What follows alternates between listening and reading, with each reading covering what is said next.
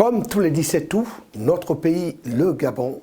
a célébré l'événement de son accession à cette date en 1960 à la souveraineté internationale. Qu'elle fut éprouvante, quoi que l'on dise, la lutte de nos devanciers partagée entre l'idéal communautaire porté par le général de Gaulle et l'indépendance intégrale caressée jusque dans la moelle des os par Sékou Touré qui, à Conakry, un 28 septembre 1958, réussit l'exploit d'accomplir son rêve et celui de la Guinée tout entière, d'obtenir du colonisateur son indépendance, renvoyant presque dans les cordes le fondateur de la Ve République française, lui assénant une phrase qui l'aurait cru, comme d'autres avant et même après n'ont pu le faire sur le continent. Nous préférons la liberté dans la pauvreté à la richesse dans l'esclavage. C'était trop osé dans le contexte de l'époque, faut-il reconnaître, surtout dans une Afrique francophone minée par des divisions qui constituaient le socle sur lequel se sont des siècles durant assis les descendants de Napoléon Bonaparte. C'est donc dire, à la lumière de la lutte pour la liberté menée par certains de nos résistants au Gabon, Emantoul, Nyonda Makita, Mbombe, Wongo et autres, lutte poursuivie sous d'autres formes par des politiciens comme Jean-Hilaire Obama, Paul-Marie Indjendjek Modjou, René-Paul Souzat, Alexandre Bianguet, Édouard Mosso et Léon Mba, qui eut l'honneur de devenir le premier président de la République gabonaise après un exil forcé en Oubangui-Chari, actuelle Centrafrique. On était encore dans l'Afrique équatoriale française, AEF.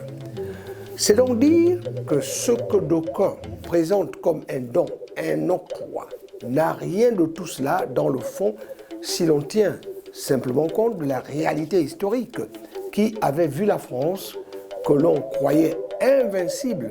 et qui se présentait au monde comme la nation civilisatrice, allusion à son emblème, le coq gaulois, se faire laminer en Indochine et en Algérie. L'historique conférence de Brazzaville, mais surtout le nom du grand Sili Sékou Touré à De Gaulle, représentant la France et la colonisation, a sonné inattendument au dominateur d'antan un véritable coup de semonce, l'amenant à reviser ses positions vis-à-vis du colonisé et à lui accorder la possibilité de choisir. C'est ainsi qu'en 1958, un référendum fut organisé au Gabon et dans toutes les colonies françaises d'Afrique pour pousser les populations à se déterminer et donc à choisir entre la communauté et l'indépendance.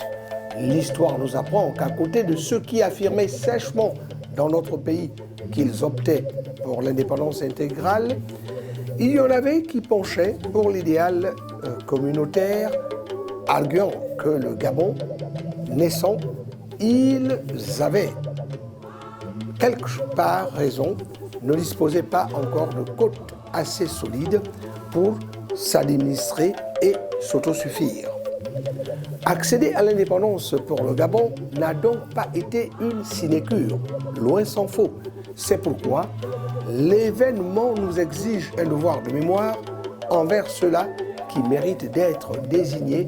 par le vocable « père de l'indépendance », ceux-là qui très tôt ont cru aux possibilités du nouvel État de marcher sur la voie de son autodétermination, épousant la célèbre formule « aussi longtemps que dure la nuit, le jour finit toujours par paraître ». La célébration du 62e anniversaire de l'accession du Gabon à la souveraineté internationale, certes, devrait être l'occasion de jeter un coup d'œil dans le rétroviseur, histoire de voir d'où l'on vient, quel est le chemin parcouru jusqu'ici, se rendre compte du stade actuel de nos performances et d'envisager l'avenir, mais surtout constituer une véritable occasion de faire l'autopsie de notre manière d'être et de faire. Le Gabon, comme tous les États qui se respectent, en a besoin. Lui qui est surtout promis à l'émergence. À très bientôt.